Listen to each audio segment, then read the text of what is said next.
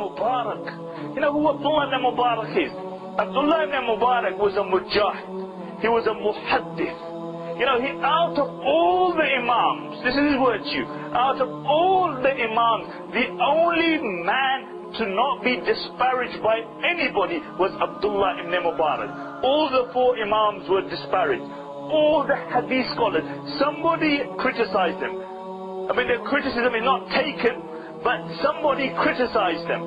All the imams, Layth, you know, Imam Awza'i, Sufyan al-Thawri, every single one of them was criticized, besides Abdullah ibn Mubarak. You know, he's an amazing personality. And Abdullah ibn Mubarak says he would one year go for jihad and the next year he would go for Hajj. And he was in Khurasan, Central Asia.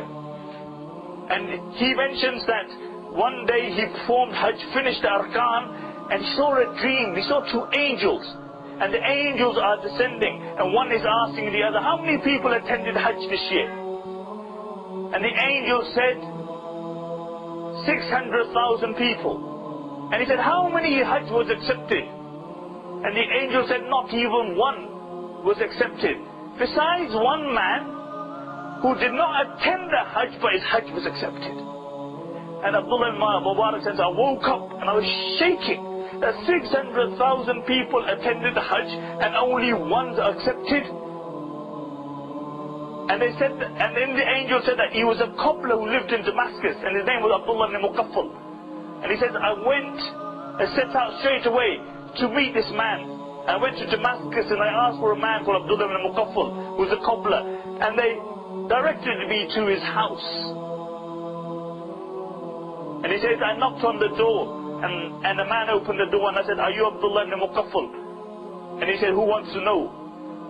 And he said, Abdullah ibn Mubarak radiallahu anhu told him the dream that he had. And Abdullah ibn Muqaffal said, I am Abdullah ibn Muqaffal, and he began to cry. And he said, tell me, why was your Hajj accepted? And so many people who attended Hajj, their Hajj was accepted. And he says, for 40 years, I'm a cobbler, I don't earn much.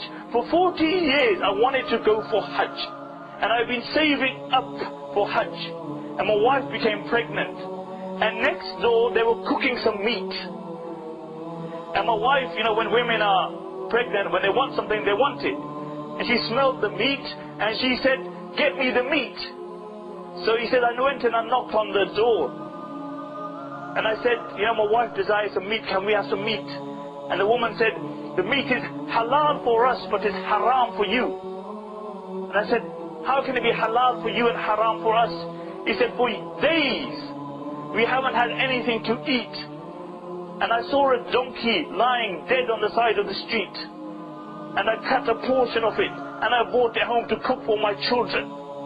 So it's halal for us and haram for you.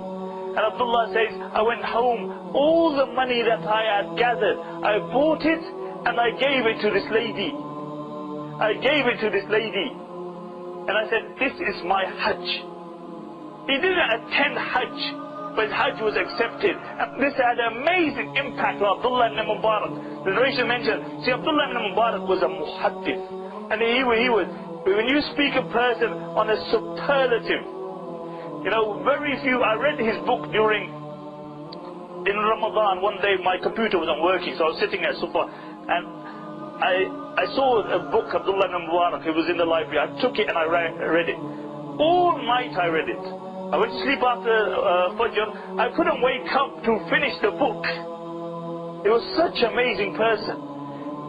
And this incident had an amazing impact on Abdullah ibn Mubarak. Abdullah ibn Mubarak, rahmatullah alayhi, says that one day I was traveling for Hajj with my students, and we reached the village, and we heard some crying from a certain house. And I told my student, go and check why they're crying. And they came back and they informed me that there's two girls, young girls in the house, and their parents don't have enough money to wed them off.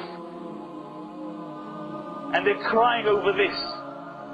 And you know, in those days, Hajj wasn't that you jumped on Saudi Airlines direct to Medina. You know, nowadays, if it's not a direct flight, it's a huge issue. Can you imagine, you know, There was a time when people would go to a Hajj, only 50% would return. They would go from the depths of Africa, from the depths of Asia, from the Caucasus. It would take months, but they would reach the house of Allah subhanahu wa ta'ala. Now if it's not a direct flight, and if we have to wait an hour or two, it's chaos. It's chaos. And Abdullah Ibn Mubarak, they came in the form of Abdullah Ibn Mubarak that they don't have enough money, their parents don't have enough money to wed them off. And the narration mentioned that Abdullah Ibn Mubarak, who had traveled for weeks, left all his wealth with them. And he said, wed your children off. And he turned back home. He turned back home.